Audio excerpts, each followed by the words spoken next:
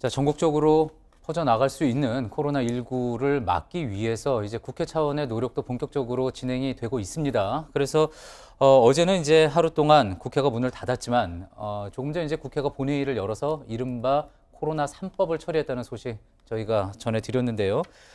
최영일 평론가, 네. 일단 코로나 3법 어떤 내용인지 간단히 정리를 좀 해볼까요? 이게 중요한 겁니다. 그제 오후 6시부터 국회가 폐쇄가 돼서 헌정사상 초유로 24시간 이제 문 닫은 국회를 국민들이 지켜보면서 참담해했던 것이 한 줄로 헤드라인을 제가 만약 쓴다면 이런 거예요.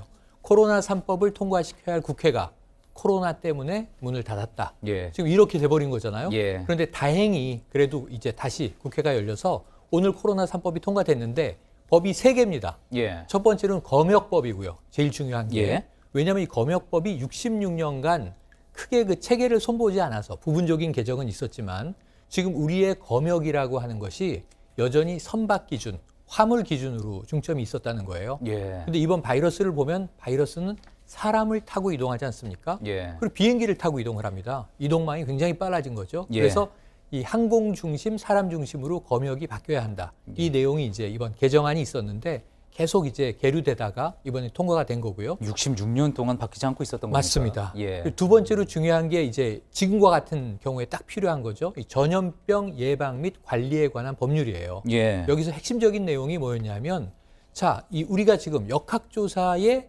불응한다면 또는 이 격리 치료가 반드시 필요한데 그러한 부분들을 거부한다면 그 처벌 기준을 강화해야 당국이 이러한 분들을 좀 관리할 수 있지 않겠는가 하는 문제들입니다. 예. 여기에 대해서 처벌 기준이 지금 뭐 벌금 한 2, 300만 원 선에서 최대치가 내려졌었는데 이제는 불응하거나 거짓 정보를 제공하거나 하면은 징역까지도 받을 수가 있고 벌금도 한 1,000만 원까지 상당히 처벌 기준이 강화됐습니다. 예. 그리고 이제 마지막 세 번째는 의료법입니다. 예. 계속 나왔던 이야기인데 마스크 매점 매석 얘기를 아까 저희가 한참 했잖아요. 예. 이런 부분들을 공중보건의 위기 시에 사실은 사리사욕을 채우기 위해서 이러한 이제 오히려 공공보건을 저해하는 행위를 했을 때 어떻게 이들을 처벌할 것인가 이런 문제들이 지금 이 오늘 3법에 예. 다 포함되어 있어서 지금까지보다는 조금 더 강화된 형태로 다행히 이제 심각 단계로 격상이 됐고요. 또 이제 대구 경북 같은 경우에는 특별 이제 관리 지역이 되지 않았습니까? 예. 그래서 거기 이제 중앙 정부가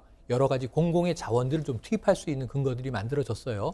그럼에도 불구하고 법적, 제도적 기준에 의해서 이러한 감염병이 우리 사회의 위험을 초래할 때 어떻게 법적 대응을 할 수 있는가가 오늘 그래도 조금은 이제 그 근간이 강화됐다 이렇게 볼 수 있겠습니다. 예.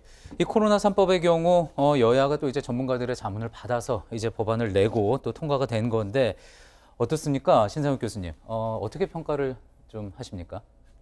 지금 뭐 관련된 그 지금 방역 그 일선에서 일을 하는 과정에서 이제 좀 어려움도 있고 미비된 부분들이 이제 여럿 있었던 건 사실입니다. 근데 예. 그런 부분들이 이제 어느 정도 정리가 되고 있는 것 같고요. 예. 뭐 과거보다는 좀 나아지는 그런 모습이라고 보입니다. 예.